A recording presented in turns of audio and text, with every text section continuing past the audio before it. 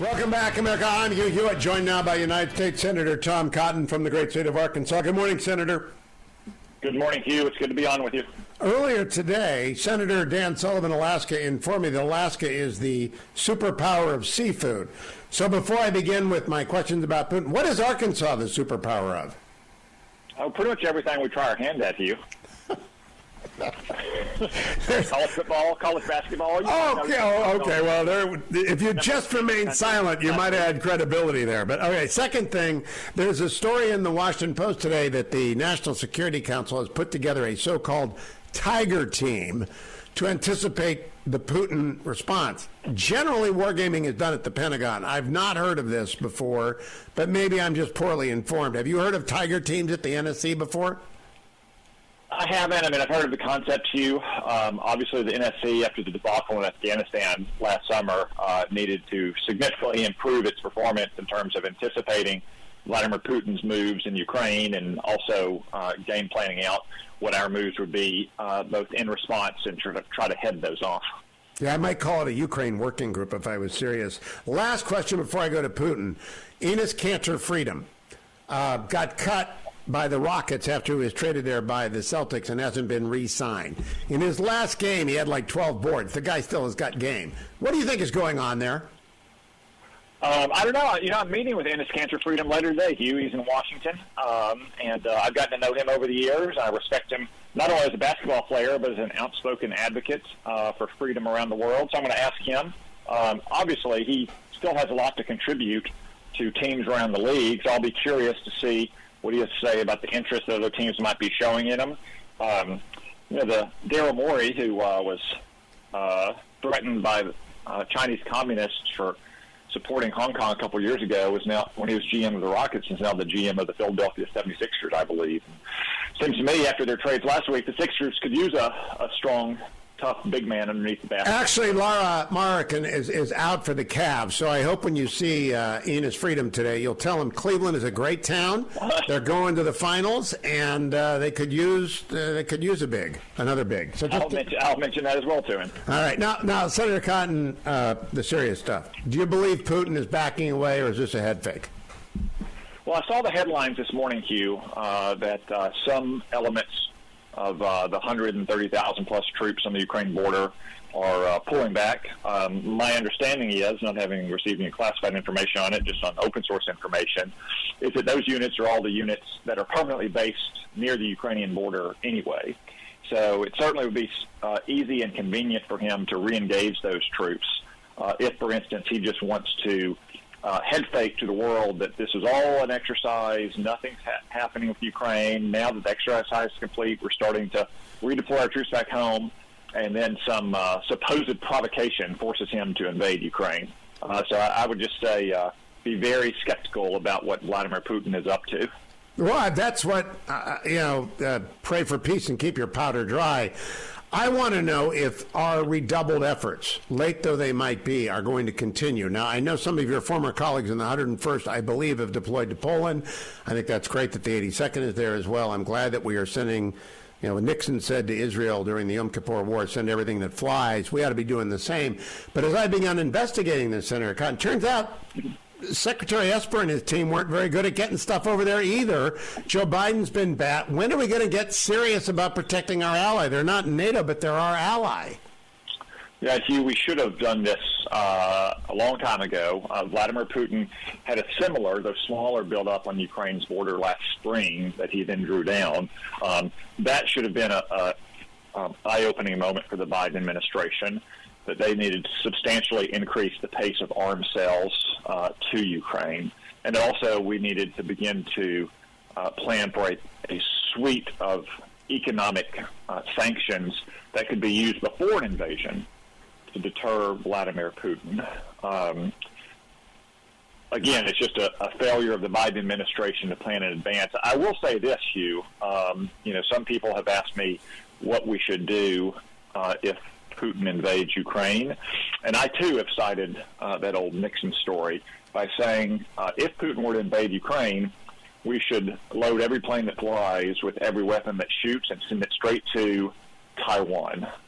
That's very smart. We shouldn't be doing in an emergency basis in Taiwan a year or 2 or 3 years from now what we should have been doing in Ukraine all along. No, I want to be both bipartisan and partisan here. Partisan comment. Trump was so deep in Putin's pocket that Putin only invaded Crimea and Ukraine during Obama's tenure and only threatened to do so during Biden's tenure. That tells you something about what Putin assessed Trump's predictability at, very low. But I just had another Pentagon insider write to me. Mark Esper was more afraid of making a wrong step than taking the right one. He was also convinced that he was protecting the country from Trump. The West Point clique was dangerous. I am shocked to find out the Republicans didn't get an A when it came to helping Ukraine either, Tom Cotton. Yeah, well, Secretary Esper has a book coming out, Hugh, and I suspect he'll be on book tour, and you might have a chance to ask him those questions if he comes on your show, as I suspect he'll want to promote his book. I think it is true that although President Trump was just objectively speaking tougher on Russia than either President Obama or President Biden, we still could have done more. Again, not to entangle ourselves in Ukrainian politics or make Ukraine a welfare state of the United States in terms of foreign aid, but to enable the Ukrainian people to defend themselves. I mean, Hugh, you've probably seen, as have your listeners, all those videos of Ukrainian reservists training with wooden guns. Yes. I mean, it's preposterous that that's happening. Our government and NATO governments for years should have been ensuring that Ukraine's army has the most basic kinds of weapons and equipment to defend its own territory. Specifically so, Vladimir Putin thinks twice before invading it. This goes to the heart and soul of deterrence, Senator. During the entire impeachment fiasco over whether Mick Mulvaney put a hold on Ukraine aid, I was saying to myself, this is not consistent with peace through strength. And what you just said about Taiwan is equally true about Ukraine and our NATO allies. If you forward position supplies, you won't have to ever engage American troops. Do you expect there to be a real change of heart among your Democratic colleagues on this point? Well, I certainly hope so, Hugh. I mean, even today, though, we're still not seeing that change of heart. Joe Biden and Senate Democrats continue to refuse, for instance, to impose sanctions on Nord Stream 2. They keep adopting this affected, sophisticated pose that, well, we don't want to sanction him before because it will remove the deterrent effect. But, Hugh, I mean, if you wait until Vladimir Putin invades Ukraine, sanctions on the Nord Stream 2 pipeline are beside the point. The entire point from Putin's standpoint of the Nord Stream 2 pipeline in the Baltic Sea is so he can still sell gas to Germany by avoiding the Ukrainian pipeline network. Well, if he invades Ukraine, it's going to be the Russian pipeline network, Hugh. Yep. He won't care if the West sanctions Nord Stream 2. So even at this late date, with 130,000 plus Russian troops on Ukraine's border, many Democrats still seem not unwilling to take the kind of firm measures of economic sanctions and the threats of more that might possibly deter Putin. Now, Senator, one of the things I've been speculating this morning, and feel free to tell me you think it's stupid, which you often will if I'm stupid, is that Boris Johnson, hobbled by Partygate, has unleashed Ben Wallace, his Secretary of Defense, spelled wrong over there, Liz Truss, and others to be exceptionally belligerent. And I think Macron has been belligerent. Germany has left NATO for all I care. But do you think that maybe Partygate has helped us out here? I don't know if it's Partygate, Hugh, so much as it is Brexit. I think that Great Britain, by leaving the EU 6 years ago, has actually, as was said at the time, as I believed at the time, I think as you believed as well, enabled it to adopt a more independent foreign policy, both on economic and military measures, which in a crisis like this has strengthened its hand. Great Britain, along with the United States, has been the most forward-leaning country in terms of supplying weapons and other aid to Ukraine and threatening sanctions on Russia. So I'm not sure it's a fleeting political controversy like Partygate so much as it is the kind of fundamental re-altering of British foreign policy by leaving Brexit. Will armed services be having any hearings into the arming of our allies, Taiwan and Ukraine?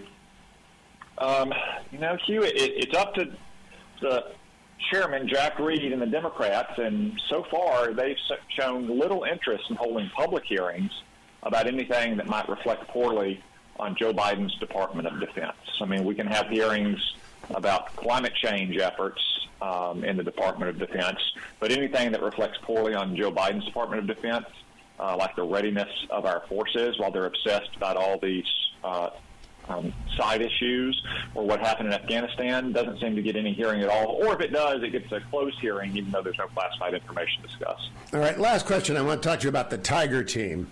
The Washington Post got fed a story, and they're good reporters. Ellen Nakashima and Ashley Partak are good reporters. But obviously the NSC has a black eye over the Afghanistan debacle. So they've assured the Washington Post that they put together a Tiger team, a diverse group of experts who are tackling a specific problem that suggests alertness and a readiness to pounce.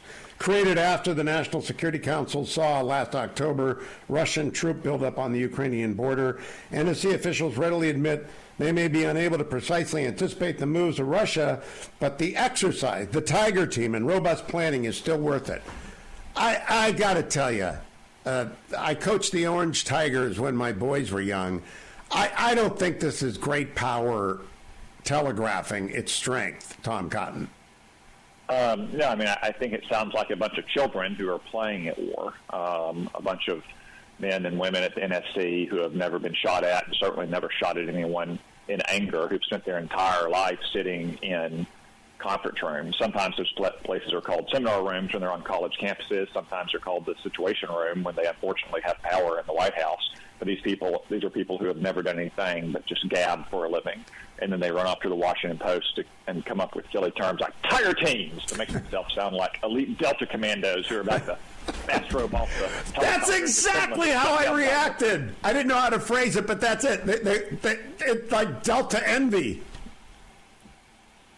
Yeah.